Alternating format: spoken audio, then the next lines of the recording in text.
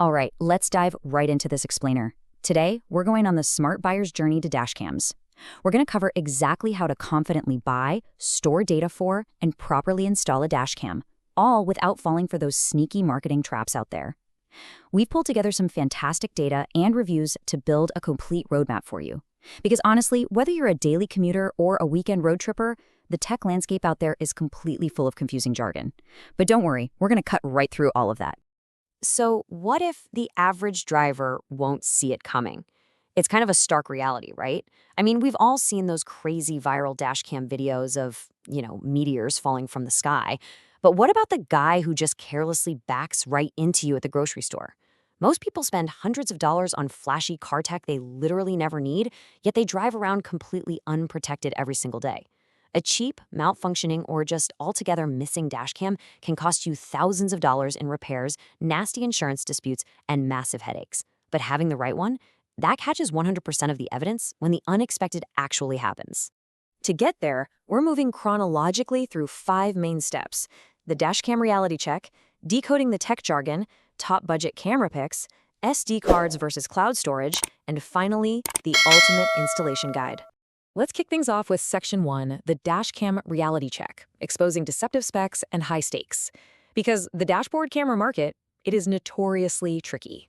Seriously, you have to beware the fake 4K problem. You'll see cameras, like the Rove R2 4K for example, literally screaming 4K resolution in bold letters on the packaging. But the reality? They often just use a lower-tier 2.5K chip and digitally stretch the image to fake that 4K size. It's just upscaled 1080p reality. It adds absolutely zero extra clarity, especially in low light. So when you're driving down a pitch-black road, that upscaled footage completely falls apart. It struggles terribly to capture the one piece of evidence you actually need, the license plate. Moving on to Section 2, decoding the tech jargon. We're going to look at what the specifications actually mean, and more importantly, which ones will literally save you in a crash. Look, if you take only one single technical term away from this explainer, let it be this one: Sony Starvis 2. This advanced image sensor is the absolute gold standard right now. It features a 2.5 times wider dynamic range than older models. So what does that actually mean for you? Well, it means you can clearly read license plates even when blinding headlights are glaring directly into your lens, or when you're parked in near total darkness.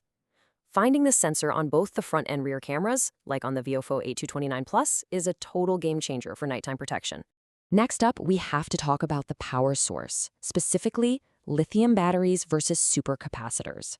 Listen, lithium batteries degrade, swell, and basically become a ticking time bomb when your car sits baking in 140-degree direct sunlight during the summer. They just leak and die fast. So the crucial takeaway here is to always choose cameras built with supercapacitors. They handle those extreme dashboard temperatures with incredible long-term stability and reliability. Literally, never buy a lithium battery dash cam if you park outside. Just don't do it. Finally, let's talk about the G-sensor. This is a built-in sensor that detects sudden impacts, like a collision or a really heavy bump, and it automatically locks that specific collision footage so your camera's loop recording cannot accidentally overwrite it. But here is the absolute pro tip.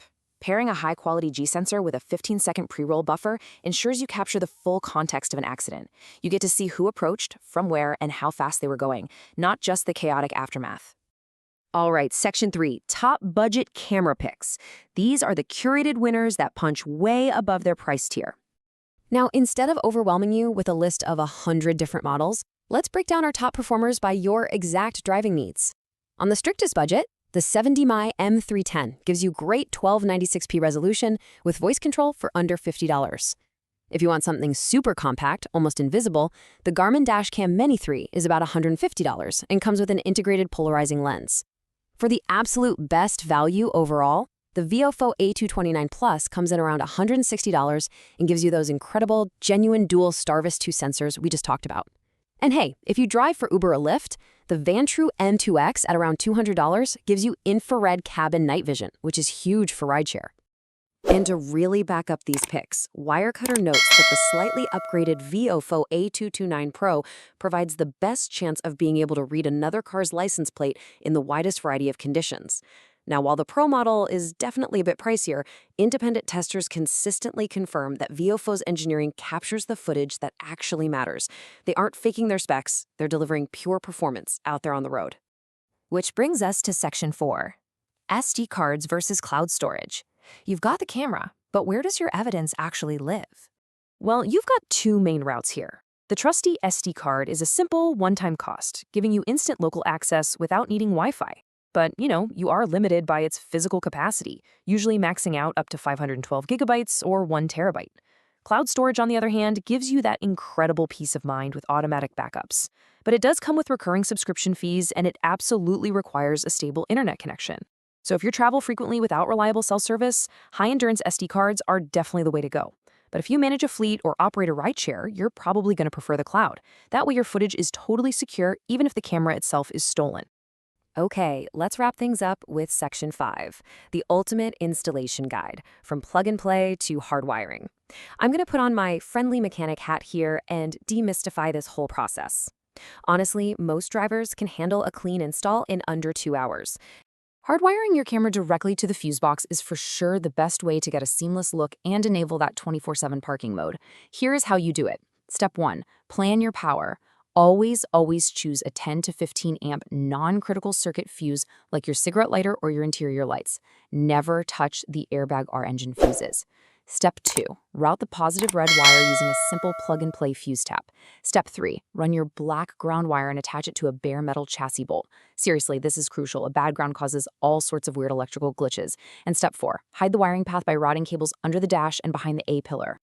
You want to know the real secret to making this look totally professional? Just take an extra 15 minutes to use plastic panel poppers to gently remove your interior trim. Never use a metal screwdriver unless you want your interior to look like it was literally attacked by a badger. Tuck the cable firmly behind the A-pillar to make it invisible. Route it right down along the door jamb and under the dashboard. And please remember this. Never run cables across panels where airbags could deploy. Finally, secure everything with black Velcro ties or clips every 12 inches so nothing rattles while you're driving. But hey, let's be totally honest with ourselves here. DIY just isn't for everyone. If any of these red flags apply to you, maybe you've never done automotive electrical work, or you have a car with complex interior trim that's super easy to damage. Maybe you drive a brand new luxury car under a strict warranty, you're trying to install a complex 3-channel system, or you just feel completely unsure about identifying the correct fuse to tap, stop right there. Just stop. Paying a local stereo shop $100 to $150 to do this for you is incredibly cheap insurance against making a massive, expensive electrical mistake. Which brings us to our final thought for today's explainer.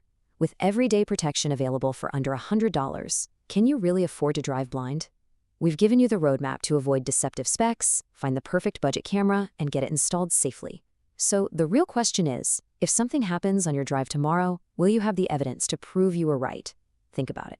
Thanks for learning with us today, and definitely drive safe out there.